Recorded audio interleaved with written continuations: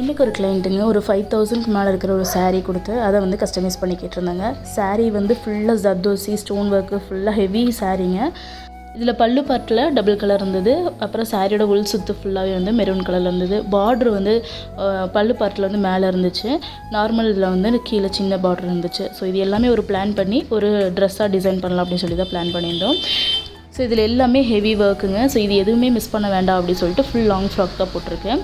ஸ்லீவ்ஸில் கொஞ்சம் துணி பத்தாதனால border attach பண்ணி ஸ்லீவ் லென்த்தை வந்து க்ரியேட் பண்ணி வச்சுருக்கேன். ஸோ ஃபைனலி நிறைய யோசித்து நிறைய பிளான் பண்ணி எந்த ஒரு ஒர்க்குமே வந்து வேஸ்ட் ஆகாத மாதிரி இந்த ட்ரெஸ்ஸை வந்து டிசைன் பண்ணி வச்சுருக்கோம். ஸோ ஸ்டிச் பண்ணதுக்கப்புறமா ரொம்ப அழகாக வந்துருந்துச்சுங்க. சூப்பராக இருந்தது. நான் இதில் பிளான் பண்ணது வந்து அந்த டபுள் கலர் வந்து ஃப்ரண்ட்டில் மட்டும் இருக்கட்டும் அப்படின்னு சொல்லிட்டு ஸோ saree ஃபுல்லாகவே மேக்ஸிமம் யூஸ் பண்ணியிருக்கேன். ஸோ ஃப்ரண்ட்டில் வந்து டபுள் கலர் வர மாதிரியும் பேக்கில் வந்து சேம் கலர் வர மாதிரி வந்து பிளான் பண்ணியிருக்கேங்க. அந்த சின்ன பார்டர் வந்து எங்கெங்கே வரணுமோ அதெல்லாம் பிளான் பண்ணி யூஸ் பண்ணியிருக்கேங்க. உண்மையாலுமே வந்து ஸ்டிச் பண்ணதுக்கப்புறம் அவ்வளோ அழகாக இருந்தது. இதை போட்டு பார்த்துட்டு கிளைண்ட்டுமே ரொம்ப எனக்கு நல்ல ரிவ்யூ கொடுத்தாங்க. நிறைய பேர் நல்லா இருக்குது அப்படின்றத சொல்லியிருந்தாங்க.